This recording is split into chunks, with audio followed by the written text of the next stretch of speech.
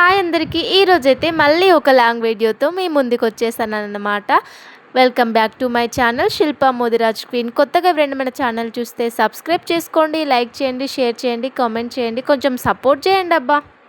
అసలు చాలా రోజుల నుంచి అనిపిస్తుందిరా సేమియా తినాలనిపిస్తుంది. అసలు ఎందుకో క్రేవింగ్ బాగా అనిపిస్తుంది అన్నమాట. అందుకనేసి సేమియా అయితే ప్రిపేర్ చేసుకున్నాను.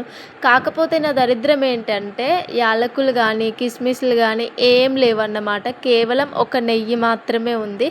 ఇంకా ఉన్నవాటితోనే ఎలాగో అలాగా అడ్జస్ట్ చేసుకొని తినేద్దాం అన్నట్టుగా అయితే చేశానన్నమాట. ఇంకా లైట్గా ఇంకా నెయ్యిలో వేయించి పాలుతో చిక్కగా సేమియా అయితే ప్రిపేర్ చేశాను. నాకు సేమియా అంటే చాలా ఇష్టం, కానీ ఎక్కువగా స్వీట్ ఉంటేనే ఇష్టం అన్నమాట. సో చిన్నప్పుడైతే బాగా తినేదాన్ని, కానీ ఇప్పుడైతే చాలా తక్కువ అన్నమాట. ఇంట్లో సేమియా ఉన్నప్పుడు కానీ పాలు ఎక్కువ ఉన్నప్పుడు కానీ నాకు స్వీట్ తినాలని క్రేవింగ్ ఎక్కువగా వచ్చినప్పుడు కానీ సేమియా అయితే ప్రిపేర్ చేసుకుంటున్నాను. కానీ ఒక్కటి చెప్పనా, స్వీట్ అయితే అస్సలు తినకూడదంట, షుగర్ అస్సలే తినకూడదంట.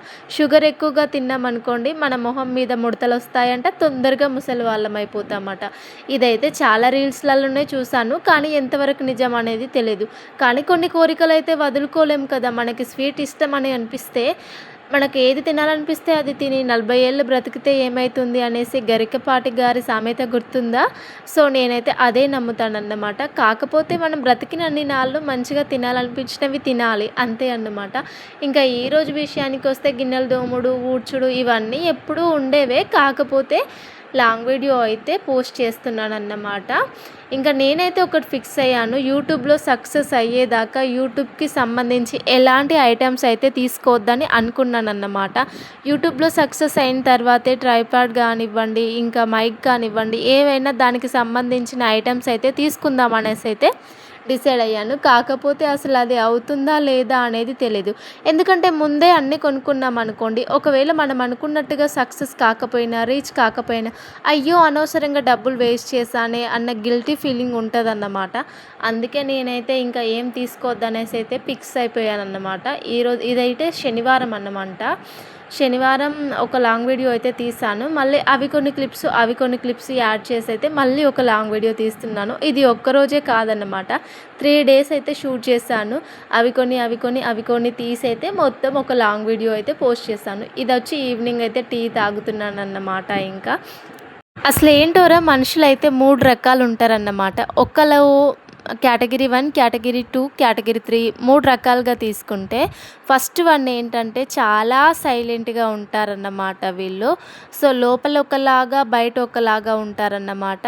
లోపలేమో కుళ్ళు, కుతంత్రాలు, కుట్రలు, మనపైన ఏడుపు, బయటకేమో మనకు మంచిగా ఉండేటట్టుగా మాట్లాడుతూ ఉంటారు, అందరి చేత మంచి వాళ్ళు అనిపించుకునేలాగా నటిస్తూ ఉంటారు, కానీ మన వెనుక పెట్టే పుల్లలు అయితే పెడుతూ ఉంటారన్నమాట. వీళ్ళు నెంబర్ 1 అన్నమాట. నెంబర్ 2 విషయానికి వస్తే, వీళ్ళు అసలు లోపల ఏం దాచుకోరు. అన్న 4 మాటలు గట్టిగా అంటారు, పడ్డా 4 మాటలు పడతారన్నమాట. లడలడ వాగుతూనే ఉంటారు, నోటికి ఏదొస్తే అది. మన ఎదుటి వాళ్ళు ఉన్నది పెద్దవాళ్ళ, చిన్నవాళ్ళ, లేకపోతే ఉన్నోళ్ళ, లేనోళ్ళ ఎవ్వరు అనేది కూడా ఆలోచించరన్నమాట. వాళ్ళకి ఏది అనిపిస్తే అది, ఎలాంటి భయం లేకుండా ముఖం మీదనే లటక్కున అనేస్తారన్నమాట. తర్వాత ఫీలింగ్ కూడా ఏమీ ఉండదు, అప్పటిదప్పుడే మర్చిపోతారు. సో వీళ్ళు కేటగిరీ 2 అన్నమాట. కాకపోతే వీళ్ళైతే చాలా జెన్యూన్ ఉంటారు, ఏది అనిపిస్తే అది చేస్తూ ఉంటారు అన్నమాట. సో లోపలేం దాచుకోరు, బయటికి ఏం కూడా ఇంకొకలాగా నటించరన్నమాట. ఇంకా నెంబర్ 3 విషయానికి వస్తే, వీళ్ళైతే చాలా సెన్సిటివ్ అన్నమాట. చాలా సైలెంట్గా ఉంటారు. ఎవరైనా మన మనసుని బాధ పెట్టినా, మనల్ని బాధ పెట్టే విధంగా అన్నా కూడా గట్టిగా అనలేరు, లోపలనే బాధపడుతూ ఉంటారు. సో వాళ్ళ మనసుకి దగ్గరైన వాళ్ళతోనే వాళ్ళకి నచ్చినట్టు ఉంటారన్నమాట. ఇలాంటి వాళ్ళకి ఫ్రెండ్స్ కూడా చాలా తక్కువ ఉంటారు.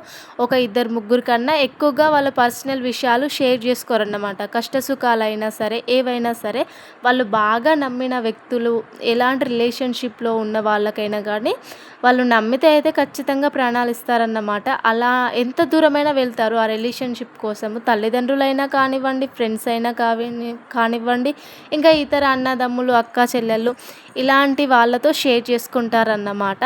కాకపోతే ఏంటంటే వీళ్ళు ఒక మాట అనాలన్నా గట్టిగా అనరు, ఏమైనా అన్నా కూడా బాధపడుతూ ఉంటారు. కొన్ని రోజుల దాకా ఆ మాటనే గుర్తు చేసుకొని బాధపడుతూ ఉంటారు. చాలా సెన్సిటివ్ ఉంటారన్నమాట.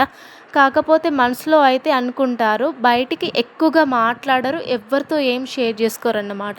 నేనైతే కేటగిరీ 3 అన్నమాట. చాలా సైలెంటు. ఇందాక చెప్పాను కదా! ఇదంతా నా గురించి చెప్పినట్టు అనిపిస్తది. నేనైతే చాలా సైలెంటు. ఎవరు నన్ను ఏమన్నా అన్నా కూడా అసలు నేను బయటికి చెప్పలేను. నాకు నచ్చిన నా ఫ్రెండ్స్ ఒక ఇద్దరు, ముగ్గురు క్లోజ్ ఫ్రెండ్స్‌తో తప్పితే నేను నాలాగా నాకు నచ్చినట్టు ఎవ్వరి ముందు ఉండనన్నమాట. నాకు నచ్చదన్నమాట. సో, ఎక్కువగా అతిగా వాగడము, అతిగా మాట్లాడడం నాకు అస్సలు ఇష్టం ఉండదు. ఎవరన్నా నన్ను బాధ పెట్టినా కూడా మనసులోనే బాధపడుతూ ఉంటాను. దేవుడే చూసుకుంటాడులే వాళ్ళ కర్మ, ఇంకా వాళ్ళకి ఎట్లా బుద్ధి చెప్పాలనో అట్లనే బుద్ధి చెప్పాలి. కాలం అనేది ఉంటుంది కదా! అనేసి అయితే వదిలేస్తాను. కాకపోతే ఏంటంటే వాళ్ళకి టైం వస్తది. అప్పుడు దేవుడు బుద్ధి చెప్తాడన్నమాట. ఇదొచ్చేసి అయితే ఈరోజు వీడియో. ఇంకా గురువారం రోజైతే తీశానన్నమాట. ఇంకా ఆ రోజైతే నాకు చికెన్ తినాలనిపిస్తుంది. అసలు చాలా రోజుల నుంచి చికెన్ తినాలనిపిస్తుంది. సండే రోజైతే ప్రతిసారి చికెన్ తెచ్చుకునేవాళ్ళం. కానీ ఈసారి తెచ్చుకోలేదన్నమాట. అందుకే ఈరోజు తీసుకురమ్మంటే తీసుకొచ్చిండు ఇంకా మా హస్బెండ్. అంటే మా దరిద్రం ఏంటంటే ఈరోజైతే చికెను వెళ్ళగానే దొరకలేదన్నమాట. 4, 5 షాపులు తిరిగితే 4, 5 షాపుల్లో అసలు కోళ్ళు లేవు, చికెను లేవు. సో, చికెన్ లేదనేసి మా ఆయన రిటర్న్ వచ్చేస్తుంటే మళ్ళీ కోళ్ళైతే దిగినాయన్నమాట. ఇంకా దిగిన తర్వాత కాసేపు ఆగి మళ్ళీ చికెన్ కొట్టించుకొని వచ్చాడన్నమాట. ఎందుకంటే నాకు తినాలనిపిస్తుంది అనేసి చెప్పాను. నోరైతే చాలా చప్పగా ఉంది, జలుబయింది ఫుల్లుగా. అందుకే స్పైసీగా చికెన్ అయితే తిందామనేసి అయితే ఫిక్స్ అయిపోయాను. చికెన్ ప్రాసెస్లోకి అయితే వెళ్ళిపోదాం అన్నమాట. మా ఇంట్లో అయితే అల్లం లేదురా, అందుకే ఎల్లిగడ్డ జీలకర్ర అయితే దంచి వేస్తున్నాను. సో, మీరు అల్లం అయితే వేసుకోండి. సో, అల్లం అయితే తీసుకోవాలి ఇంకా. సో, చికెన్ ప్రాసెస్లోకి అయితే వెళ్ళిపోదాం. ఫస్ట్ కొద్దిగా ఆయిల్ పోసుకొని తర్వాత మీ దగ్గర పోపు గింజలు కానివ్వండి, లేకపోతే దాచిన చెక్క, లవంగాలు ఉంటాయి కదా, అవి వేసిన తర్వాత పచ్చిమిర్చి, ఆనియన్స్, కొత్తిమీర వేయండి. మీకు గ్రేవీ ఎక్కువ కావాలనుకుంటే ఎక్కువ ఆనియన్స్ వేయండి. అట్లయితే గ్రేవీ చిక్కగా వస్తుంది, మంచిగా వస్తుంది అన్నమాట. అవి గోల్డెన్ బ్రౌన్ కలర్లోకి వచ్చేదాకా కొంచెం మాడ వచ్చేదాకా వేయించాలి, నార్మల్గా కాదు. తర్వాత చికెన్ వేసేయాలి డైరెక్ట్గా. చికెన్ మంచిగా వాష్ చేసుకొని వేసిన తర్వాత మీరు ఇక్కడ అల్లం యాడ్ చేసుకోండి. నేనైతే ఎల్లిగడ్డ జీలకర్ర దంచి వేస్తున్నాను. అల్లం యాడ్ చేసుకున్న తర్వాత పసుపు వేసుకొని కొద్దిసేపు మూత పెట్టి ఉడికించాలి అంతే ఇంకా. ఎందుకంటే అల్లము పసుపు అనేది మంచిగా పడుతుంది అన్నమాట ముక్కకి. టేస్ట్ వేరే ఉంటుంది అన్నమాట. మీరు ఒకసారి ఇట్లా ట్రై చేయండి. కొద్దిసేపు ఉడికిన తర్వాత మళ్ళీ మనము నెక్స్ట్ ప్రాసెస్లోకి అయితే వెళ్ళిపోదాం ఇంకా. నాకైతే బాయిలర్ కోడి అంటే అస్సలకే నచ్చదురా. జుట్టు కోడి అంటేనే చాలా ఇష్టము. కానీ మా దరిద్రం ఏంటంటే ఈరోజు జుట్టు కోడి అయితే లేదన్నట్టు. జుట్టు కోడి ఉంటే నేనైతే కుక్కర్లోనే వండుతాను. ఒక 4, 5 విజిల్స్ అయితే వెంటనే ఉడికిపోద్ది అన్నమాట. ఇంకా బాయిలర్ కోడి కాబట్టి నార్మల్గానే అయితే వండుతున్నాను అన్నమాట. సో, నేను కెమెరా దూరంగా పెట్టేసరికి ఏంటంటే పసుపు తక్కువ వేసినట్టు కనిపిస్తుంది. ఇప్పుడు దగ్గరగా పెట్టాను, మళ్ళీ తక్కువే అనిపించింది.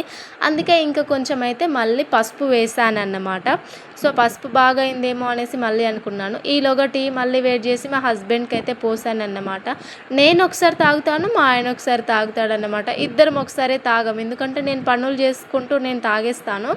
మా ఆయన నా పనులు అయిపోయిన తర్వాత ఆయన తాగుతాడన్నమాట. ఇటు పనులు చేయడం, అటు గిన్నెలు తోమడం, ఇదే సరిపోతుందిరా. అసలు ఈ గిన్నెలు తోముడు ఏందో కానీ నేను అప్పుడే తోమేస్తూ ఉంటాను. లేకపోతే అసలు డబ్బడైతాయి అన్నమాట గిన్నెలు. ఇంకా కాసేపు ఉడికించాలని చెప్పాను కదా. కాసేపు ఉడికిన తర్వాత మళ్ళీ ఉప్పు, లవంగాలు అయితే దంచేసుకోండి.